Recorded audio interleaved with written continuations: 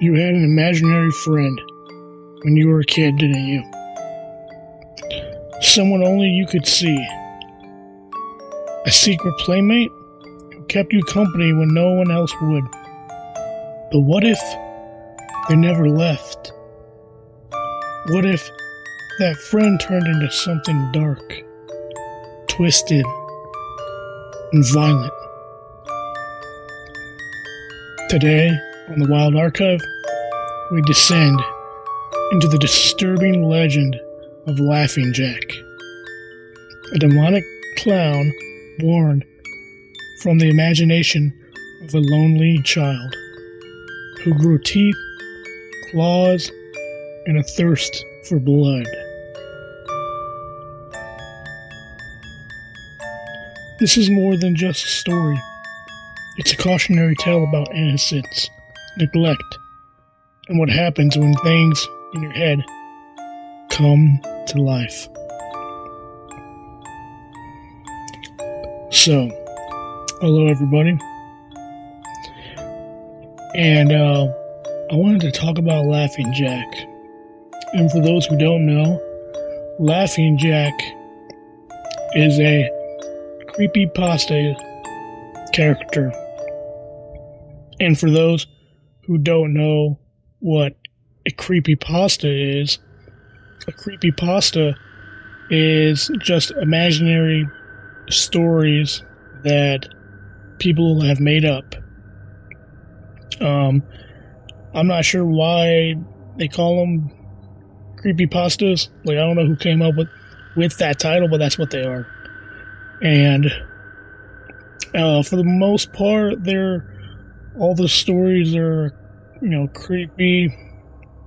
But, I've listened to hundreds of creepypastas, and not every single one is like dark and creepy and all that stuff. There's some ones that are like more mysterious and almost like you're reading, or if you're listening to, almost like you're listening to like a Twilight Zone episode, or reading a Twilight Zone book or something like that.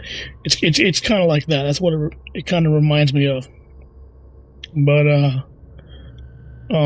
today we're going to talk about Laughing Jack, and I'll mention some other ones. Some other honorable mentions include Jeff the Killer, Eyeless Jack, Teachy Toby, Sally, Nina the Killer, Jane the Killer. There's a lot. Slender Man, that's where Slender Man came from. He's a creepypasta character. But the ones that I mentioned, I think the top 3 famous ones are going to be Laughing Jack, Jeff the Killer, and Slender Man.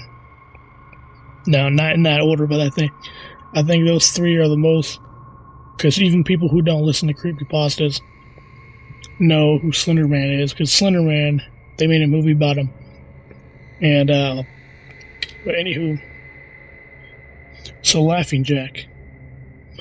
Who is Laughing Jack, you might wonder? Well, he's kind of like a clown. He's a demonic clown.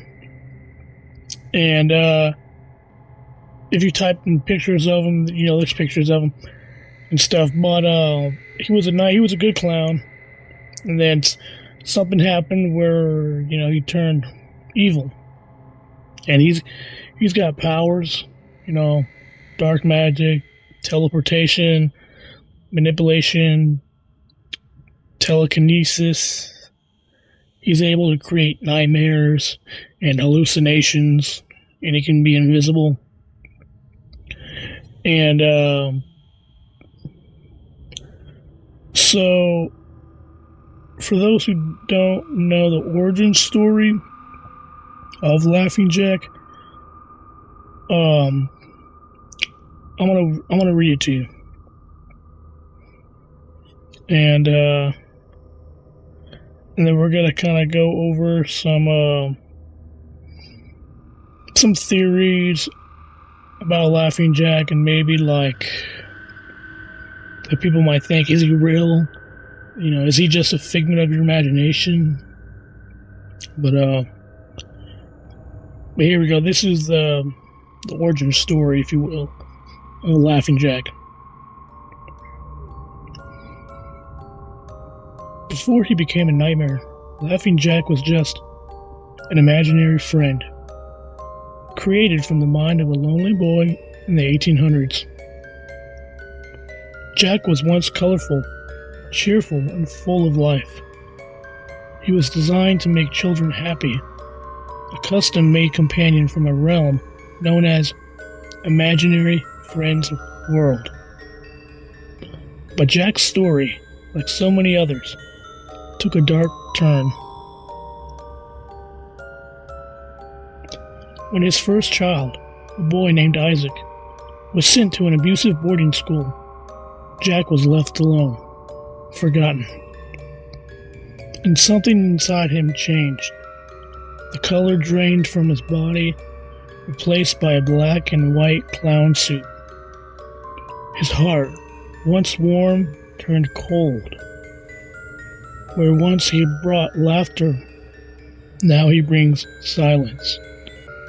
Permanent silence.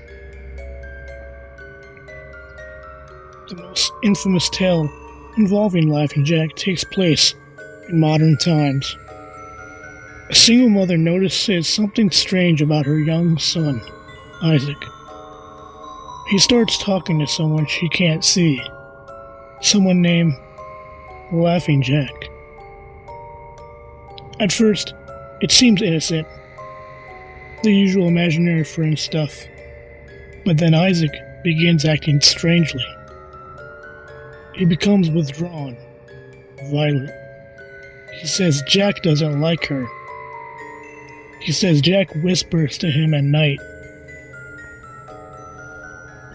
One morning, the mother wakes up to a horrible smell. She finds candy, sticky, rotten candy, strewn all over Isaac's room. And in the middle of it, Isaac's mutilated body. She screams. The police arrive, but there's no sign of an intruder.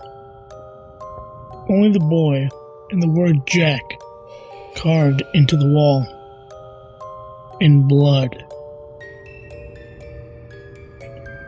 So that is basically the story of Laughing Jack. And we're going to talk about, like, the analysis of Laughing Jack. Like, how did he get like this? You might be asking yourself. On the surface, Laughing Jack is just another scary clown. But when you peel back the layers, he becomes something else entirely. A reflection of trauma, abandonment, and psychological decay. He begins as a predator, a friend. But when his child is mistreated and forgotten, he too becomes twisted. Some say Jack's transformation mirrors the effects of trauma on children. How innocence can be corrupted when the world turns cruel. Others interpret Laughing Jack as a symbol of mental illness. Isaac's imaginary friend might never have been real. Or maybe Jack was a manifestation of Isaac's pain, amplified by neglect. Whether real or imagined, the horror lies not in just what Jack does, but in what he represents. It didn't take long for Laughing Jack to escape the confines of fiction. After the original Creepypasta spread online, people began claiming to see him in dreams, in dark corners of their rooms, even in mirrors. Some parents reported kids talking to someone named Jack. Others blamed Jack for scratches on the walls or disappearing toys. Just like with Slender Man, the line between myth and reality began to blur. It is just the power of suggestion, or something darker, something that feeds off belief. So, Laughing Jack, let's talk about like how he became that way. You know, the theories, if you will, behind him. So, the imaginary friend gone wrong theory. The theory states Laughing Jack was created by a child's imagination, but became corrupted due to the neglect or trauma. And, I could see that. It plays on the idea that children's minds are powerful. And if something imaginary is strong enough, it can evolve or rot. What if our minds can give birth to something that lives on, even after we've forgotten it? Here's another one. The tulip theory. The theory is that Laughing Jack is a tulpa. Tulpa theory. A being created through intense belief and imagination. As more people read and feared him, he became real.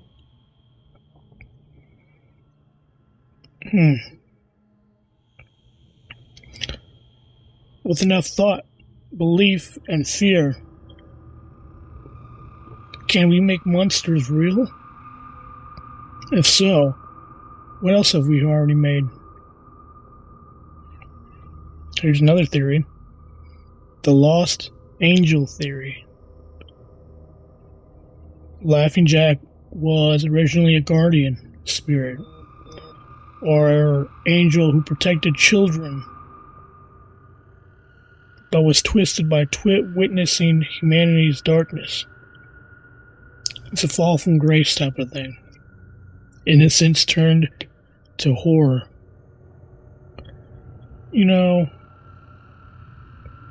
This is why, now that I'm older, I look back when I was a kid, and you just realize how innocent you were back then. You don't realize that, obviously, when you're a kid, but back then, you're looking back when I was a kid, you realize how innocent you are. And, that's why you want to protect your kids and everything. I don't have kids, but I don't know, so, but, if I did have kids, I would want to protect them from, the outside, or from, obviously, anything bad, but, interesting. Maybe he was never meant to scare us. Maybe he tried to help until we broke him.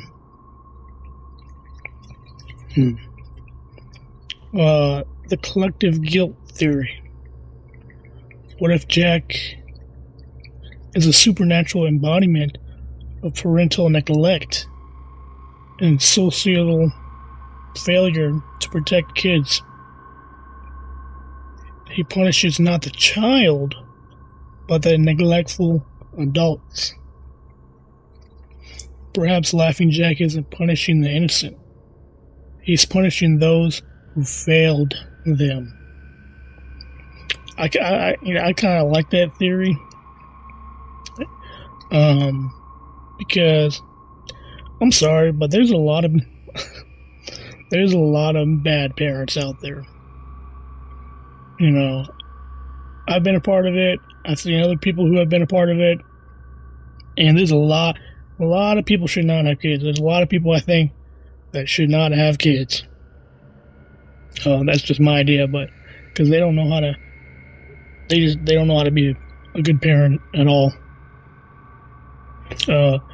So maybe Laughing Jack kind of is like the justice there, and he serves justice for the kids, to the parents who mistreated them, or whatever. I like that theory. Here's another one: the parallel entity theory. And this theory says that Laughing Jack is not imaginary at all, but a being from another dimension or plane of reality who uses child's minds as doorways. Maybe Jack was never made up. Maybe he was already here, just waiting for someone to invite him in. Interesting.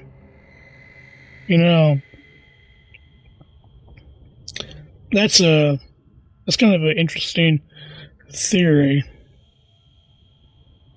He was already here. Maybe he's been here since the beginning, of humans.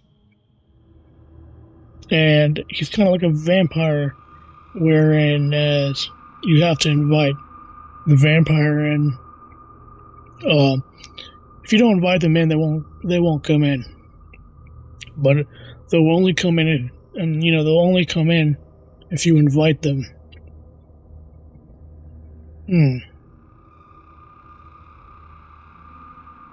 What if Laughing Jack isn't just a story, but a tulpa?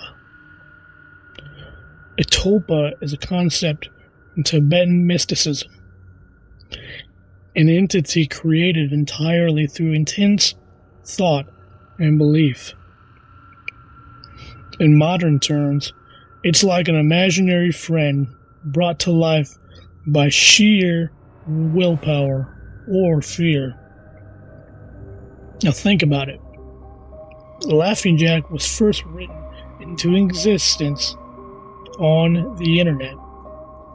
A creepy clown who befriends kids, then kills them. But then came the artwork, the fan fiction, the YouTube videos, thousands of people reading, imagining, fearing him, over and over. So, the idea is simple. If enough minds believe in a monster, it might start believing in itself. Could Laughing Jack have crossed over from fiction into something more? Something that lurks in our blind spots, watches from the shadows, shows up not because he's real, but because we've made him real. We feed him every time we tell his story, every time we say his name.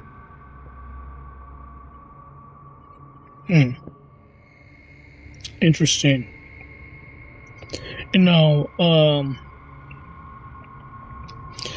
There's power in words, and a lot of people don't know that. You have to be really careful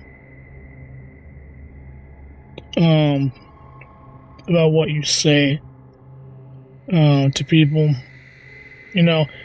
and because words have power. They can if you're always telling yourself every day something good, like all the time, like I can do this, I can do this, I can do this, I can do this, I can do this, eventually your mind is gonna believe that. It's gonna incorporate what you're saying, and it's just gonna naturally believe I can do that. And I'm talking about something, maybe you're in college, or maybe you're trying to get a job, maybe, you're trying to learn something, and you're just like, you get unmotivated, or you're just like, I can't do it. You can do it. You just keep telling yourself that, because words have power. They really do. If they didn't, then, we wouldn't care when people could call us bad names, and curse at us. But, obviously they do, and we feel bad. I mean, we get angry when they do that, but then also when people tell us good things, like, oh, you did a good job today, or, I'm proud of you, keep going. That feels good. And that's how it should be. But, especially when it comes to, like, evil things,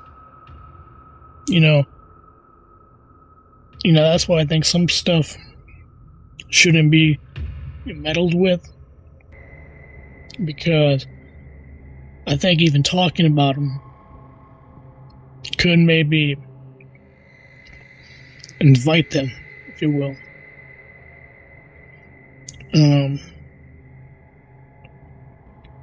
But it's interesting.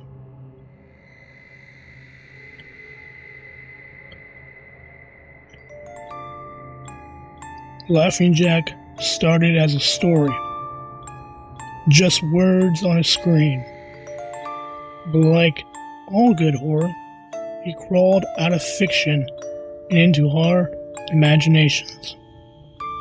And once something lives there, it's hard to kill.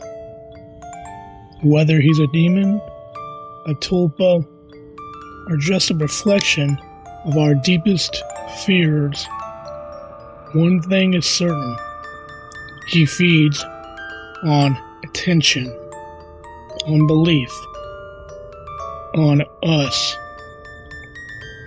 So tonight, when the lights are off and the room gets quiet, if you hear faint giggling in the dark corner of your room, don't laugh back. Thanks for listening to the Wild Archive.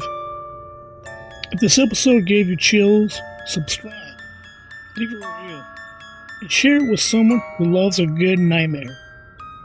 Until next time, guys, keep your eyes open and your mind guarded.